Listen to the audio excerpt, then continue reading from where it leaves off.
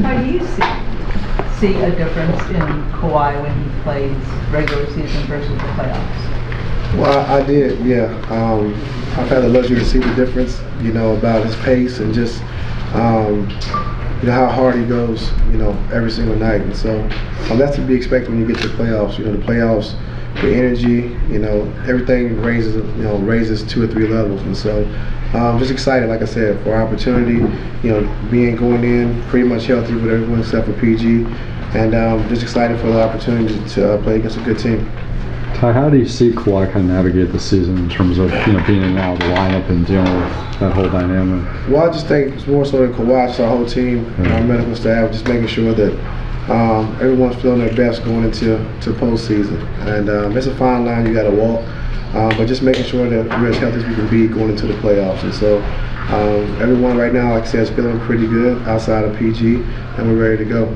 When you look at KD can play the small ball 5, is a good help defender at his size, but they tend to like to play center for the most part with DeAndre, Bismack, Jockey. Is that something at all you're preparing for, KD at the 5, or are you just kind of, without getting too much away, but are you aware of that? Are you preparing for something like that? Yeah, we've seen him play that way this year when KD got there. What about him at the 5 kind of creates some trouble? Well, 5 can't guard him. that's trouble. But just him being on the floor is trouble. He's a great player. And, we just got to be, wherever he's at on the floor at all times, along with Book, and just make it tough, make it difficult, show him different looks so he doesn't get comfortable with you running the same defensive coverages. And so, he's at the 1, 2, 3, 4, 5. It's a tough matchup, and so we understand that.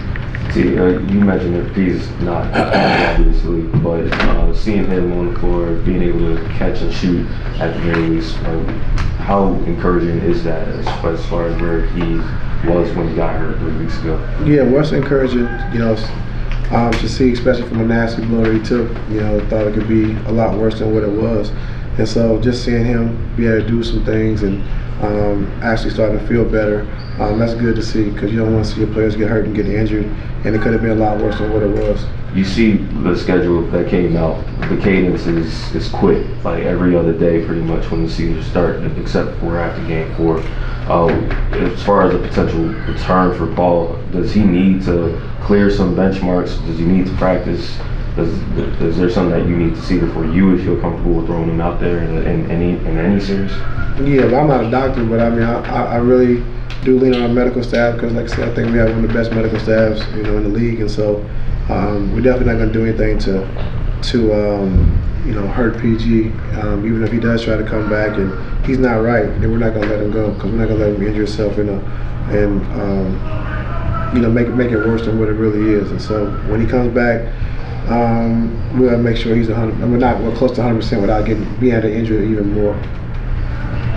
You said that everybody outside of PG is feeling good, so that means you do expect Marcus to be back and available for the first round? Yes, sir. Do you kind of see a role for him? Obviously, I don't want to give me too much away with your rotation, stuff like that, but do you kind of see a role for him in the rotation in this series? Yes, sir. Hey, Ty, given how great of a two-way player Kawhi is, as a coach, how do you kind of balance or weigh the priorities of what you need from him defensively, what you need from him defensively, on which player and all that? Yeah, well, I just think, we need him to set the tone every night, on both sides of the basketball. And when you're a great player, that's what's expected. And so he has the ability to do it on the defensive end as well as the offensive end. And so just the way, we start the game, having a physicality, having a defensive mentality, and then, locking into what we're doing, not having a lot of game plan mistakes. And so, I know a lot of guys are going to follow his lead, Russ as well, he's been here. And so we're just excited, like I said, for the opportunity. And, there's going to be a lot expected of Kawhi, and I know he's ready to give it. Ty, because of the trades that happened during the season, because of injuries that happened, Mason coming in as a backup center, do you wish you had more functional looks at the small ball lineup throughout the year than you were able to get with the current crop of players that are here? Well, we had opportunities. It's just PG and Kawhi was hurt, a lot of times when we had to play small ball, and so it really didn't look as good as it does when Kawhi and PG's on the floor. And so, we have enough experience with our guys, our core guys who've been here They kind of understand how we play and what we need to do. And we did, 2 years ago against Utah, a lot in that Utah series to try to get, Gobert out of the paint. And so we'll just see how it goes, throughout the course of this series. With DeAndre Ayton living kind of on the offensive glass and the putbacks that he can get, does that limit the opportunity for like a small ball lineup because of how much he can punish a group like that? I mean, we got to see. He did it 2 years ago. But let's see if he can do it again. And he has the capability of doing it, but we just can't go into it being scared of his offensive rebounds and not, trying what's best for us. And so it could be some points in the game, like I said, where he does hurt us on the glass. He's physical, he's big around the basket, and he gave us problems 2 years ago. You mentioned earlier this week that the defense was going to be a priority in this series, but offensively, as encouraging as things have been, what are some things that you want to make sure that the team keeps in mind when it comes to attacking Phoenix? Yeah, I think the biggest thing, just not getting stagnant. I think throwing the ball to Kawhi and just standing and watching, or Russ has the ball standing and watching. We got to continue, a small pick and roll, swing and follow, getting to the next actions.